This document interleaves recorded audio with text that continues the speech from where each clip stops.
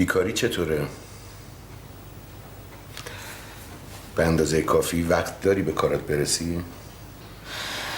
فکر و خیالی که زیاد باشه، بیکارم باشی بازم وقت کم میاری. من ازت میخوام برگردی سر کارت. امیدوارم از اشتباهات گذشتت درس گرفته باشی. خیلی ممنون. قول میدم دیگه تکرار نشه. فکر اون پسرانم از سرت بیرون کن. کدوم پسره؟ خواستگارتو میگم. فروزانفر. یه ساعت پیش دامادشون اومده بود اینجا تا از جیک و پیک خانوادت سر در بیاره. ناله و گلایه که شما قرار بوده گره از رمز و راز دعوای خانوادگی فروزانفر باز کنین، اما عوضش گره رو گره اضافه کردین. از دست چاکی بود. نه اون، همشون. فکر میکنن توی دختر زبلی که طولتو پهن کردی و شاهماهی گرفتی. ولی آقای نیکخواه، اونا دارن در مورد من اشتباه میکنن. یعنی میخوای بگی دوستش داری؟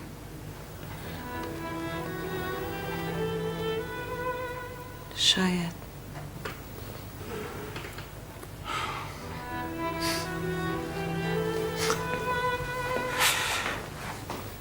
داری شوخی میکنی؟ فکر نمی کنم.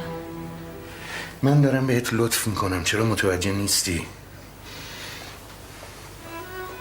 میگم برگرد سر کار تو، فکر ازدواج با این پسره رو هم از سرت بیرون کن تا منم از تمام خطاها و ماجراهایی که تو این مدت درست کردی چشم پوشی کنم.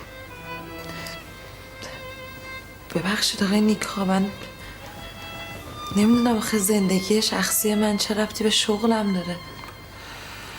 تو بازم داری بازی میخوری دختر.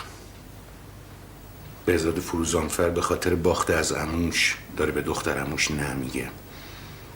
دختری که سالها دوستش داشته. حالا ببین این وسط تو این بازی جای تو کجاست؟ به نظر من که همه این حرفا دروغه. یه بار به حرفم گوش ندادی، نتیجه‌ش هم دیدی.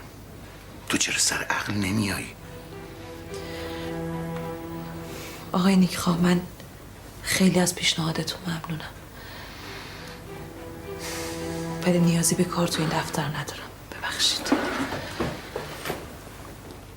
میخوای یادت بیارم بابات کیه و چی کاره است؟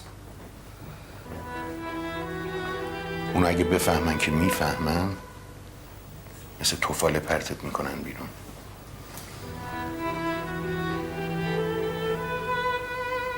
دارین تهدیدم میکنی؟ من نگرانتم دختر. ظاهرا مثل اینکه عاشقش شدی،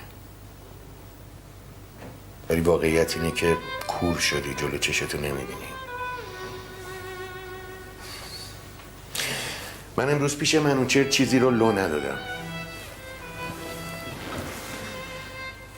ولی بهت اخطار میکنم اگه به رابطت با این پسر ادامه بدی، در مورد پدرت همه چی رو بهشون میگم.